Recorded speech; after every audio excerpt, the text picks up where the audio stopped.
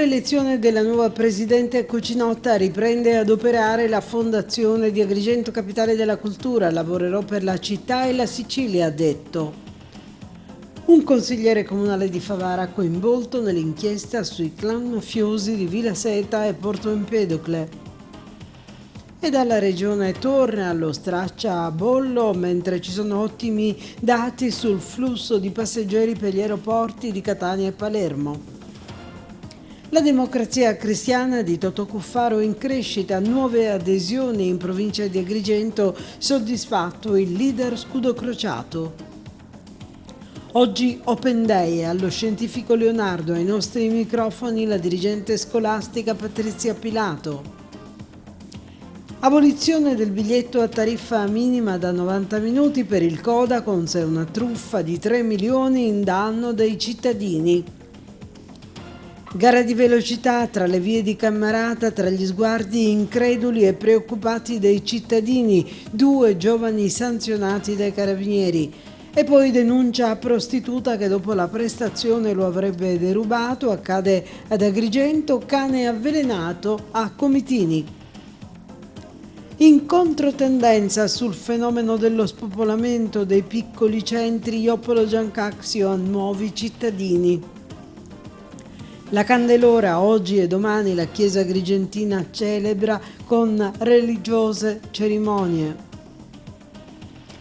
E per lo sport, Mister Favarin ci illustra la partita Acragas-Igea Virtus, mentre si attende una insidiosa trasferta in Calabria per il Castrum Favara.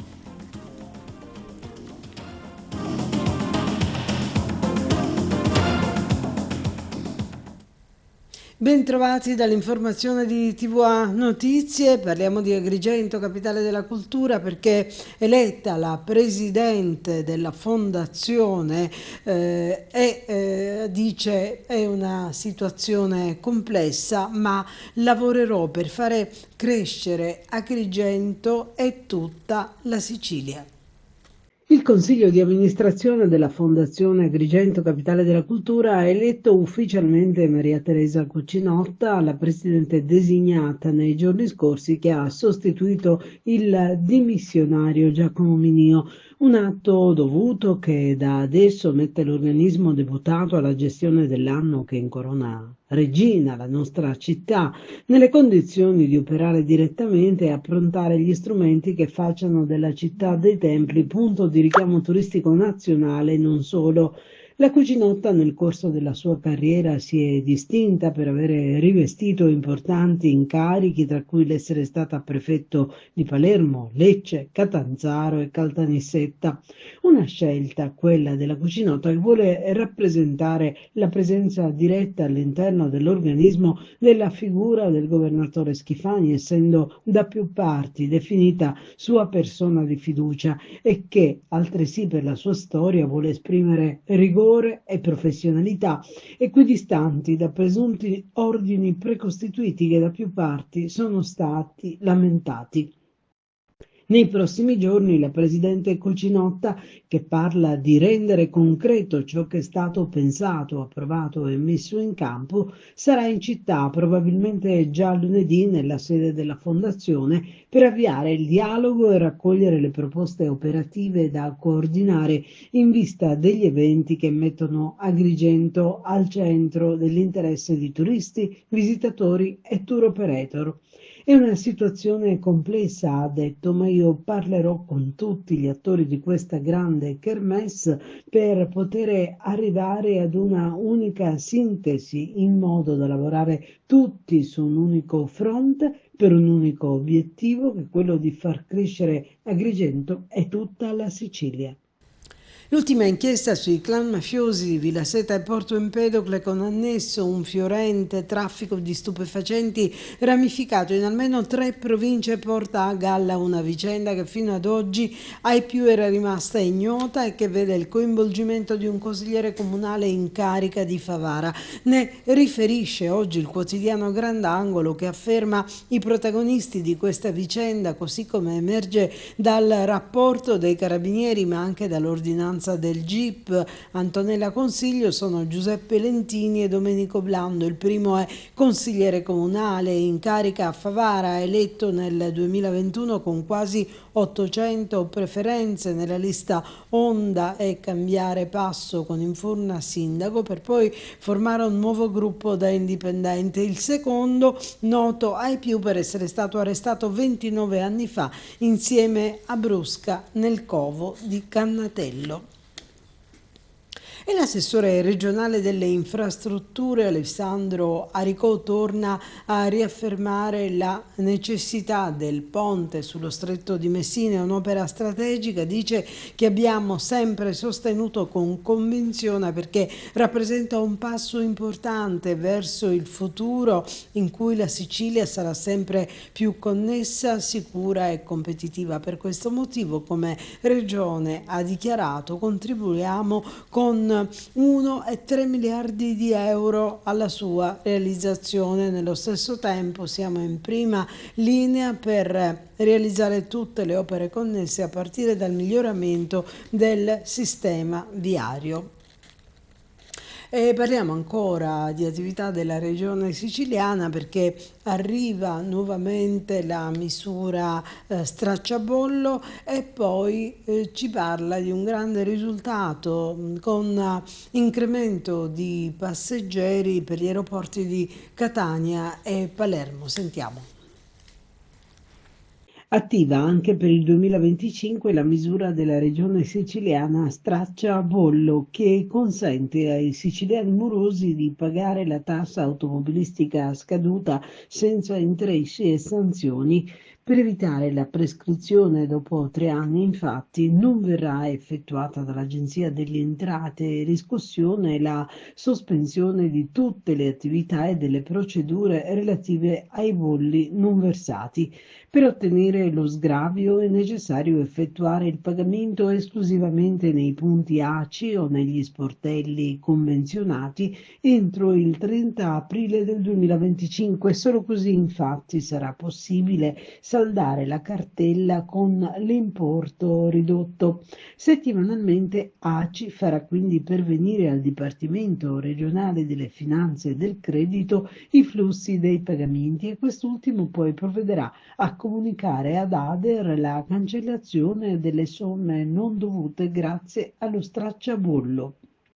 La misura, così come previsto dalla legge di stabilità, riguarda la tassa automobilistica regionale scaduta e non pagata tra il 1 gennaio 2016 e il 31 dicembre 2023.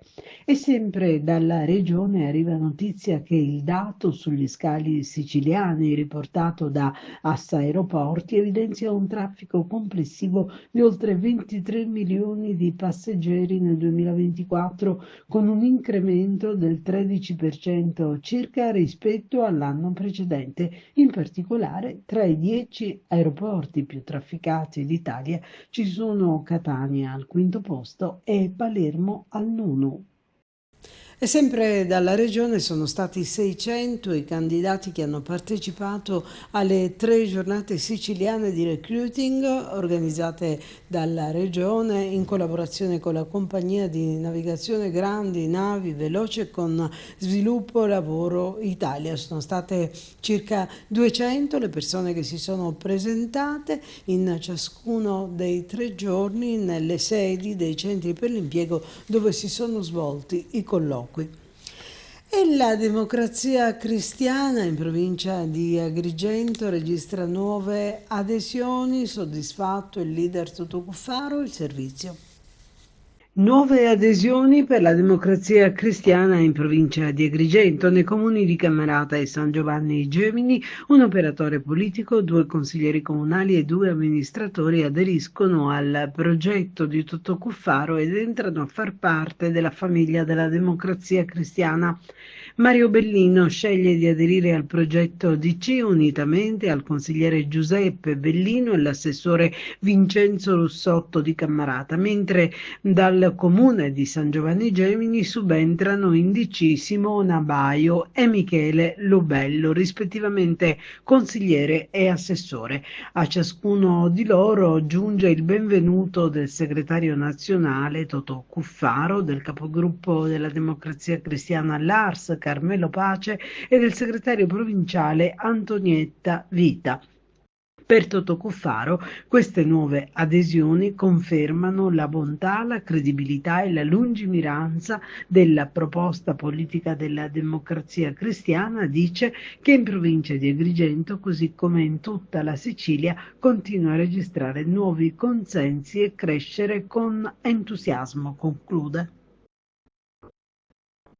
Il liceo scientifico Leonardo si presenta al pubblico con un open day. Per noi c'era Arturo Cantella. Oggi un open day particolare qui alla chiesa Spazio Temenos con tutti i ragazzi all'opera per mostrare dal vivo le attività che faranno durante il prossimo anno scolastico. Sì, oggi volutamente l'abbiamo chiamata Festa dell'Orientamento. Per noi è un momento di festa per la nostra comunità sicuramente, per la comunità professionale e per tutti i ragazzi che nel corso degli anni si sono spesi in questa attività che dà loro delle competenze straordinarie, che è quella dell'orientamento, cioè l'accoglienza di chi vuole unirsi alla nostra comunità o l'accoglienza di chi vuole ascoltarci mentre ci raccontiamo. Oggi sostanzialmente vogliamo fare questo, stare nel territorio e raccontarci al territorio, ma anche raccontare in parte il territorio, mostrare quello che accade nelle nostre aule quotidianamente, ma anche come riusciamo a formare i nostri ragazzi e direi anche a trasformarli da quando li accogliamo al primo anno a quando poi li consegniamo al mondo universitario. Questo è uno dei luoghi che voi usate spesso per le iniziative in esterno, culturali e che fate durante tutto l'anno scolastico. Sì, assolutamente, è un luogo a noi molto caro che ci ha visti protagonisti di tante iniziative di elevato spessore culturale che abbiamo portato avanti qui e quindi abbiamo voluto oggi ampliare l'orizzonte delle competenze dei ragazzi e anche dei contenuti che vogliamo raccontare, racchiudendoli in questo spazio magnifico, coniugando quindi cultura e formazione. Ricordiamo che Leonardo è stata scelta nel capitale Agrigento 2025 come unico istituto agrigentino. Più che scelta, diciamo che Leonardo ha progettato un'attività che è stata inserita a pieno titolo nel dossier e che quindi adesso quanto prima produrrà i suoi frutti che sono appunto quelli del lavoro di una comunità professionale che è orientata all'innovazione, che guarda al futuro e che vuole raccontare già oggi il futuro di domani. Ricordiamo brevemente i corsi di studio, gli indirizzi di studio. I corsi di studio sono lo scientifico tradizionale, le scienze applicate con le curvature robotica e scienza dei dati, il Cambridge International School con sia applicata al liceo scientifico tradizionale che al linguistico con il cinese e il Business Studies. Abbiamo il linguistico con lo studio di 3 lingue straniere, inglese, francese e tedesco. E abbiamo poi lo sportivo, naturalmente, il neonato sportivo che forma i ragazzi per diventare futuri manager, professionisti dello sport, ma anche per coltivare i loro talenti. Ricordiamo sportivi. Fino all'11 febbraio c'è. Fino al 10 febbraio le iscrizioni sono aperte, noi oggi accogliamo per le iscrizioni, accogliamo ogni giorno sia la mattina che il pomeriggio le famiglie che vogliono venire presso la sede centrale per le iscrizioni, ma le accogliamo anche tutte le mattine e tutti i sabati fino alla chiusura delle iscrizioni per guardare cosa succede all'interno delle nostre aule.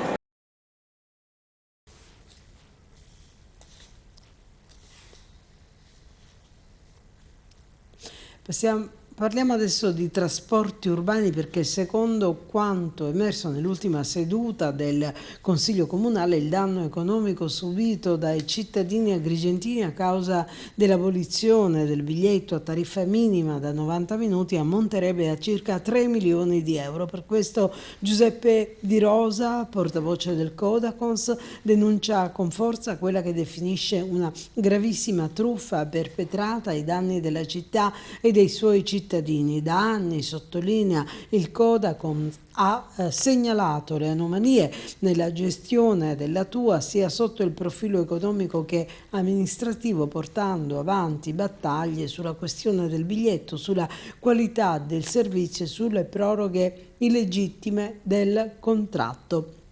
Il Codacons conclude, ha già presentato un esposto alla Procura della Repubblica affinché venga fatta luce su tutte le responsabilità di questa vicenda e chiede anche al Comune di attivarsi immediatamente per recuperare queste somme e restituirle ai cittadini. E adesso parliamo un po' di cronaca.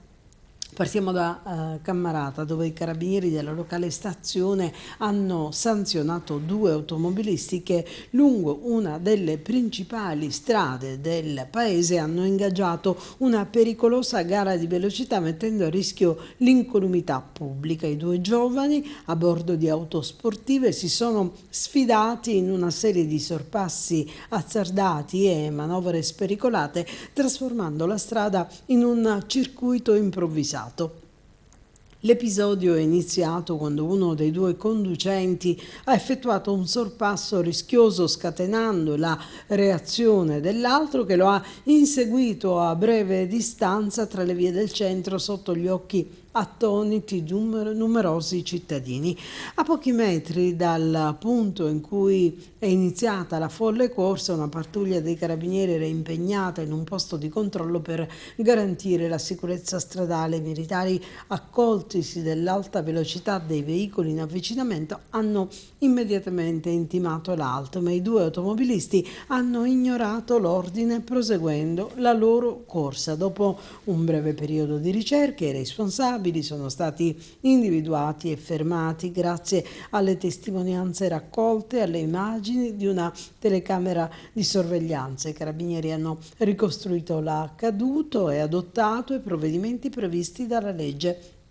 Per entrambi sono scattate pesanti sanzioni, la sospensione della patente e il sequestro amministrativo delle autovetture. L'episodio, oltre a suscitare grande preoccupazione tra i cittadini, richiama l'attenzione sui gravi rischi legati a comportamenti irresponsabili alla guida che possono avere conseguenze drammatiche per sé e per gli utenti della strada. E ancora cronaca, contatta e consuma un rapporto sessuale con una prostituta, ma dopo l'incontro a luci rosse chiama le forze dell'ordine e denuncia il furto di 50 euro. È successo nei giorni scorsi nel quartiere Maddalusa ad Agrigento. Protagonisti della vicenda sono un 50enne agrigentino e una giovane sudamericana. Il cliente aveva contattato la donna per un incontro a luci rosse avvenuto in una delle abitazioni del quartiere balneare. Dopo aver consumato e pagato la somma di 50 euro, il 50enne ha chiamato le forze dell'ordine denunciando di essere stato derubato. In seguito sono scattati gli accertamenti sulla sudamericana ed è risultato che la giovane fosse gravata da un provvedimento di rintraccio del Tribunale di sorveglianza di Caltanissetta. Per questo motivo la donna è finita ai domiciliari. E ancora cronaca, a Comitini, nella circonvallazione che porta alla zona artigianale, è stata buttata della mortadella avvelenata ad un cane che dopo averla ingerita è morto. Inutile commentare il fatto, dichiara il sindaco Nigrelli, perché è veramente disumano quello che è successo. Dice: per quanto mi riguarda manderò immediatamente una squadra di dipendenti a ripulire e presenterò formale denuncia affinché vengano visionate le telecamere della zona per fare luce su questa triste vicenda. E ancora qualche brevissima notizia di cronaca. In fiamme un'auto di un pensionato a Canicattì. L'incendio potrebbe essere di natura dolosa, mentre a Campobello di Licata c'è stato uno scontro tra 2 veicoli e uno scooter. Un 15enne è finito in ospedale ma non versa in gravi condizioni. A Santo Stefano di Quisquina si sono registrati momenti di panico ieri sera per un'auto in marcia che ha improvvisamente preso fuoco, e ad Agrigento ignoti hanno tentato di rapinare il distributore Q8 sito in via Unità d'Italia nella zona industriale, ma non sono riusciti nell'intento. Indagini sono in corso e certamente si gioveranno anche in questo caso delle telecamere di videosorveglianza. E cambiamo argomento, perché in un momento in cui la Sicilia si spopola e in particolare i piccoli comuni vivono un fenomeno di desertificazione umana ed economica, quello di Joppolo Giancaxio ha una nuova cittadina che ha scelto di trasferirsi e prendere residenza nel ridente comune agrigentino, e per questo esulta il sindaco Domenico Migliara. Sono lieto di comunicarvi, dice, che la nostra comunità si arricchisce ancora di una nuova cittadina, la signora Paola Pirela, che ha ottenuto dal Presidente della Repubblica, onorevole Sergio Mattarella, la cittadinanza italiana. Siamo grati alla signora Paola per avere costituito uno splendido nucleo familiare nel nostro paese, continua, ed averci regalato assieme a Raffaele la piccola cittadina Luna Raffaella. A nome mio personale e di tutta la comunità ioppolese formulo a Paola un augurio di serenità per un futuro radioso insieme alla sua bella famiglia. E visita del prefetto di Agrigento Caccamo alla Capitaneria di Porto Empedoclina. Visita istituzionale del prefetto di Agrigento Salvatore Caccamo alla Capitaneria di Porto, Guardia Costiera di Porto Empedocle. Il rappresentante territoriale del governo è stato accolto dal capo del compartimento marittimo Agazio Tedesco. Nel corso dell'incontro presenti anche i comandanti degli uffici circondariali marittimi di Licata, Sciacca e Lampedusa. Il prefetto ha posto l'accento sull'importanza del ruolo della Capitaneria di Porto in relazione ai molteplici compiti d'istituto svolti dalla Guardia Costiera, rivolgendo parole di apprezzamento per il grande valore morale e operativo dimostrato dal personale militare e civile della Capitaneria di Porto Empedoclina. Il prefetto ha visitato l'area comando, la nuova sala dedicata allo svolgimento delle patenti nautiche e la sala operativa, prendendo visione dei sistemi in uso per il monitoraggio del traffico navale e della gestione delle emergenze in mare. La visita si è conclusa con la consegna del crest del comando e la firma del diario storico della Capitaneria, dove il prefetto si è tra l'altro così espresso: questa istituzione costituisce sicuramente una peculiarità che deve costantemente essere sempre più valorizzata, e ciò avviene senza dubbio alcuno grazie all'elevata capacità di pronto intervento e di altissima professionalità di questa istituzione. Parliamo adesso della Candelora, perché l'Arciconfraternita Maria Santissima dei Sette Dolori di Agrigento ci ha comunicato che stasera, sabato 1 febbraio, presso il Santuario della Dolorata, alle ore 18, viene ricordata la presentazione di Gesù al Tempio con benedizione delle candele. Per la Chiesa la Candelora è la celebrazione con la benedizione delle candele, è un simbolo di luce per festeggiare la presentazione del bambino Gesù al Tempio di Gerusalemme, passaggio a quei tempi obbligatorio per i primogeniti maschi in base alla legge giudaica, uno dei primi appuntamenti dell'Arciconfraternita in questo anno giubilare. La stessa cerimonia religiosa è prevista domani pure presso il piazzale Don Minzoni di Agrigento, con inizio alle ore 18, dove i fedeli si raduneranno in preghiera presso il seminario per la benedizione delle candele, e poi da lì muoverà la processione verso la cattedrale, dove l'arcivescovo Monsignor Damiano officerà una solenne messa. Intanto ieri si è svolto il giubileo degli educatori che alle ore 17 si sono ritrovati alla Cattedrale di Agrigento per vivere un momento finalizzato a comprendere il ruolo educativo svolto e quanto lo stesso sia fondamentale, hanno detto, per camminare con i piedi sulla terra e con il cuore abitare il cielo. Oggi inauguriamo un'importante struttura che è grande, molto più grande della precedente, la vedrete, molto tecnologicamente dotata, con tecnologia veramente importante e assolutamente avanzata, e mi permetto di dire un pronto soccorso sicuro, nel senso che abbiamo molto badato alla sicurezza del paziente e anche degli operatori. Partirà in contemporanea con l'apertura, che arriverà fra qualche giorno dopo le necessarie procedure di disinfezione a seguito di inaugurazione di oggi, e dopo tutte le prove pratiche che il personale continua a fare, esercitazioni sul campo, perché il pronto soccorso attuale è molto più grande, soprattutto su 2 livelli, profondamente diverso dal precedente, quindi bisognerà anche abituarsi. Partirà una sperimentazione importante, vi dicevo, che è quella della bodycam, cioè saranno applicate delle bodycam che consentiranno di riprendere il momento dell'aggressione tappando sull'apparecchio, e quindi consentiranno alle forze dell'ordine, prima i servizi di vigilanza che vengono avvisati al momento del contatto dell'operatore sull'attrezzo, e poi ovviamente la polizia, di intervenire con rapidità e in modo efficace sul momento dell'aggressione. Ci sono 3 posti letto di codice rosso, 3 di codice arancione, adotta ovviamente la nuova codifica nazionale voluta fortemente dall'assessorato nei recenti giorni.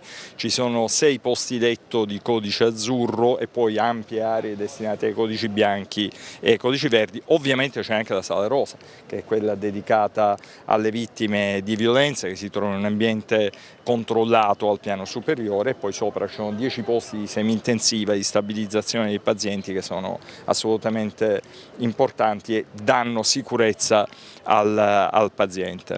Si sta ragionando sulla nuova rete ospedaliera dell'isola, per esempio nella nostra provincia attendiamo risposte per quanto riguarda il CCPM, c'è un'apertura da parte della Regione, arriveremo nei tempi previsti, la struttura da Taormina entro luglio? C'è l'attenzione con il nuovo assessore, un'attività di prosecuzione dell'assessore Giovanna Volo e anche del direttore di Acolina, aveva lavorato molto sulla rivisitazione della rete ospedaliera e lavorerà altrettanto bene il nuovo assessore, la quale viene un poco da una competenza radicata nel territorio di conoscenza della sanità pubblica.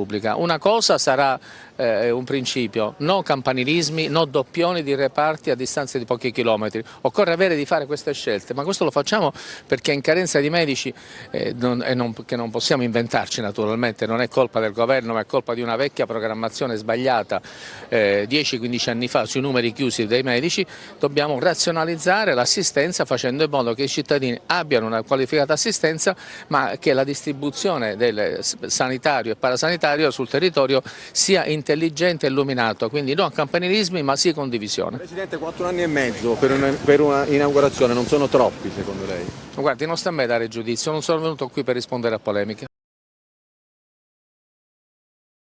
Un anno fa come oggi giungevo a Trapani all'atto della nomina quale direttore generale dell'azienda sanitaria provinciale. Mi ritrovo ad aver condotto un lavoro preparatorio già importante. Il 2024 è stato l'anno delle continue procedure di reclutamento a tempo determinato, di lavoro autonomo, alla ricerca costante di professionisti e figure che potessero colmare le carenze che fisiologicamente vanno a verificarsi in tutte le varie discipline e specialità.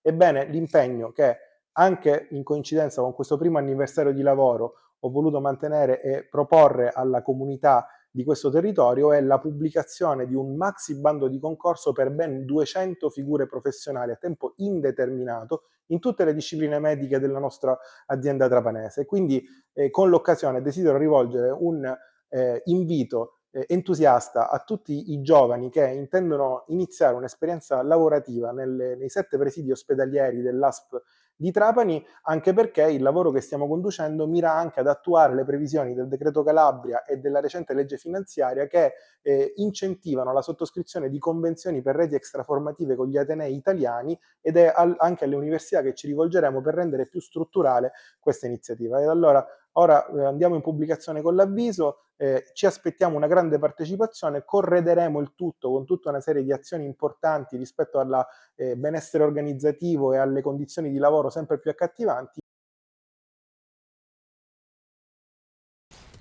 E adesso ci fermiamo per la pubblicità, ma torniamo subito con altre notizie. Adesso lo sport. Akragas, Igea Virtus, ce ne parla mister Giancarlo Favarino e poi Carmelo Lentini ci fa una panoramica del fine settimana calcistico. È tutto pronto per la sfida contro la Novegea Virtus degli ex Alfredo Trombino, Andrea Ferrigno e Giovanni Biondo contro una squadra in piena salute che naviga al nono posto con ben 27 punti in saccoccia. Ironia della sorte, l'attuale bomber della compagine igeana è proprio l'ex agragantino Trombino con 9 reti, mentre il tecnico giallorosso è Luigi Panarelli. Di recente ha ingaggiato il centrocampista Simone Bonavita, classe 2004, e l'esterno d'attacco José Manuel Ordonez, anche lui 2004, mentre hanno rescisso il portiere Francesco Cannizzaro e l'attaccante rumeno Madeline Virgil Tandara, che si è accasato con la Palmese. L'Akragas, senza gli squalificati di Modugno e De Marino, corre ai ripari e ha provveduto all'ingaggio di un difensore esperto. Si tratta di Sorin Virgil Oproiescu, difensore centrale rumeno, classe 87, che ha militato in diverse squadre della Serie D italiana. Nel recente passato ha giocato con il Castrovillari, la Lamezia Terme, Roccella, Cittanovese, Palmese, Grade, Torre e Turris. Arriva intanto da Como l'arbitro designato per dirigere questo match del Seneto che, ricordiamo, inizierà alle ore 15. Si tratta di Daniele Chindamo di Como con assistenti Roberto Cusimano e Marco Garofalo di Palermo. Comunque vediamo un po' quali sono le altre gare in programma. Città di Cireale Regina, Enna Città di Sant'Agata, Licata Ragusa, arbitrata da Passarotti di Mantova, poi Nissa Locri, Paternò Scafatese, San Biase San Cataldese, Siracusa Pompei e infine Vibonese Calastrum Favara, il cui arbitro è Mammoli di Perugia.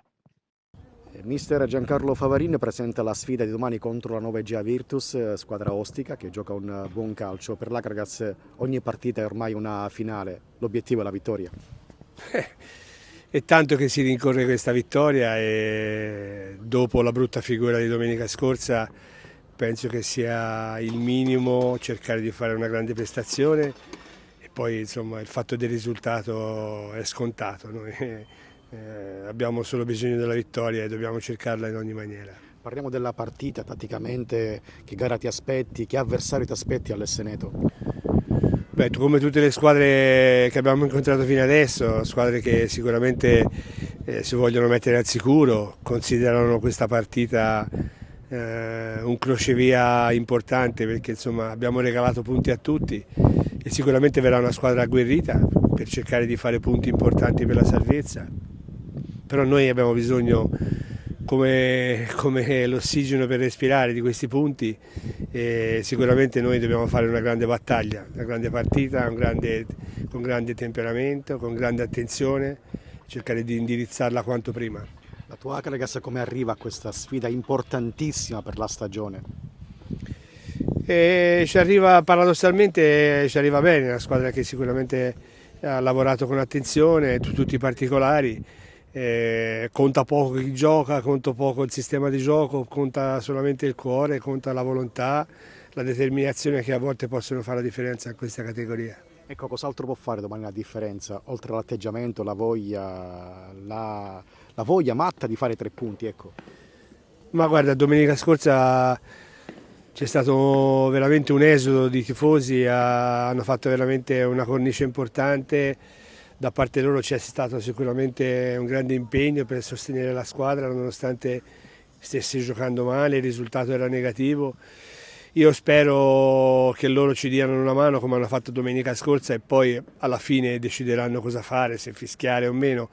Però ecco, il sostegno che ci devono dare è quello che è andato domenica scorsa, soprattutto per levare un po' di pressione magari in questo momento alla squadra sentire magari anche fischi che forse magari sono anche giusti durante la partita magari può metterci in difficoltà.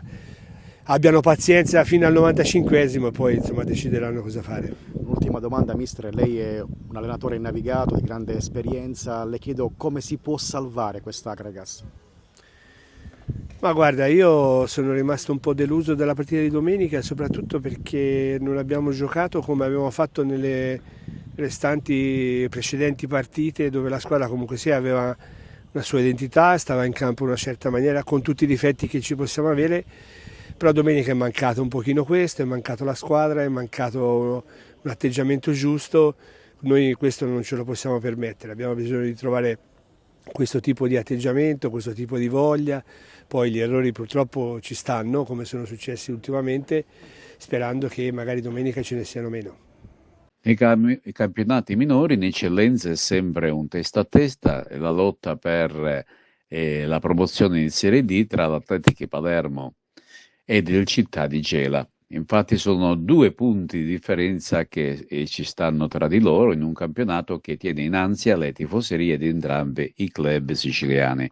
Il prossimo turno il Città di Gela ospiterà sul proprio campo il San Giorgio Piana, che sta lottando per la zona playoff, mentre l'Athletic Club Palermo dovrà vedersela con il Marsala, anch'esso in piena lotta per un posto al sole. Da questi 2 risultati dipenderà la prossima graduatoria, in attesa poi dello scontro diretto. Per quanto concerne l'Unitas Sciacca, se la vedrà la Gurrera contro il tranquillo Accademia Trapani. La compagine saccense sta mantenendo 5 punti di vantaggio sul San Giorgio Piana, che giocando come abbiamo detto prima a Gela potrebbe staccarsi in caso di sconfitta ulteriormente dallo stesso Unitas Sciacca. Per quanto riguarda invece il campionato di promozione è la sfida derby tra Aragona, Camarat, Atenere e Banco in questa giornata del girone C appunto di promozione. La capolista della montagna si è rafforzata con l'arrivo del fantasista ex Catania d'Akragas Giama e mira a consolidare l'attuale classifica generale. Ed ad Aragona cerca senza fare tanto mistero la conquista dell'intera posta in palio per tenere a debita distanza il Giarre, antagonista che si ritrova a 3 punti. Giarre, che ricordiamo sarà ospite del Serra di Falco, impelagato nella lotta per non retrocedere. Per quanto riguarda le altre agrigentine, il Gemini, tra le mura amiche, se la vedrà con il riposto, mentre il Casteltermine dovrà osservare un turno di riposo. E ci spostiamo a Favara, dove domani è prevista una trasferta insidiosa per il Castrum Favara, che è attesa in Calabria contro la Vibonese. Questa mattina in sala stampa per le interviste c'erano anche i ragazzi del giornalino scolastico L'Albero. Mister Infantino, domani una trasferta sicuramente impegnativa per il Favara, va in terra calabra per incontrare la Vibonese, che ad inizio di campionato era una delle pretendenti al titolo e a questo punto del campionato si trova in zona play-off, quindi diciamo in una buona posizione. Ma la Vibonese non la scopro io, credo che è stata sempre hanno costruito sempre squadre importanti per questo girone, hanno puntato sempre il ritorno nei professionisti. Zepio Pucaffo vuole vincere, hanno un grande allenatore, un grande direttore sportivo, hanno costruito una squadra funzionale all'idea che ha l'allenatore, però dall'altro canto c'è un'altra squadra che ha bisogno di punti. Andiamo lì a fare la nostra partita come abbiamo fatto sempre, la nostra mentalità, con la nostra voglia di essere protagonisti in campo, e poi chi meriterà di vincere, chi sarà più bravo, perché sarà una partita a scacchi, credo che farà un passo importante verso l'obiettivo che ognuno di noi ha. Favara non è da meno, si presenta in Calabria con una serie positiva tutta nel girone di ritorno e con il portiere Scuffia che non ha preso ancora nessun gol, quindi anche loro devono temere il Favara. Ma io questo discorso sono un po' scaramantico su questo, quando si parla di gol subiti, credo che per scaramanzia non abbiamo mai preso questo discorso, perché facciamo questo mestiere da tanti anni, allora certe volte c'è anche una piccola scaramanzia da portare avanti, però ci fa piacere, vuol dire che i ragazzi stanno lavorando in un certo modo. Non è facile in questo campionato molto livellato, però speriamo di continuare questa striscia, soprattutto di risultati più che di gol subiti o gol non subiti. A noi non è importante, è importante portare punti a casa, perché credo che dobbiamo continuare a scalare questa classifica, perché vedete dietro corrono e noi vorremmo mantenere anche questa posizione e questo distacco dalla sest'ultima. E a proposito di lavoro, che settimana è stata in preparazione della gara di domani e soprattutto stamattina, come al solito il sabato, l'allenamento di rifinitura, se ci sono state delle indicazioni utili per l'allenatore? No, ma tutti gli allenamenti servono per confermare l'idea che abbiamo studiato l'avversario, sappiamo le qualità che ha, ma sappiamo anche che hanno dei punti deboli e noi dobbiamo limitare le tante qualità che hanno e colpirli dove noi pensiamo che ci possono lasciare degli spazi dove possiamo fare la nostra partita e cercare di dargli fastidio. Mister, come vede oggi ha degli spettatori, anzi dei colleghi giornalisti d'eccezione. C'è la classe dell'Albero, il giornale che è diretto anche dal responsabile della comunicazione del Castrum Favara. Che cosa dice a questi giovani giornalisti in erba, se magari vogliono anche loro seguire lo sport e il calcio in particolare? Ma sì, sicuramente ci deve essere grande passione, si deve fare qualsiasi cosa, ci vuole passione, entusiasmo, preparazione. Io credo che tanti giornalisti dovrebbero fare il corso di allenatore per capire cosa succede in campo. Tutti i lavori ci vuole competenza, ci vuole preparazione, ci vuole passione, ci vuole entusiasmo. Io credo che per l'attenzione che c'è già hanno un buon passo, già sono a buon punto, perché credo che quando c'è attenzione, quando c'è curiosità, credo che si può fare un buon lavoro. E termina qui il nostro telegiornale, noi vi ringraziamo per averci seguito, ricordiamo che la nostra informazione è visibile in diversi modi sul 93 di Video Sicilia alle 15, alle 20 e alle 9 del mattino, sul 268 in tutta Italia delle Smart TV, sul sito www.televideoagrigento.tv con la TV online e ancora tramite i nostri canali social, in particolare quello YouTube. Vi ringraziamo per essere stati con noi, vi auguriamo un buon weekend, dandovi appuntamento alle prossime edizioni del nostro telegiornale.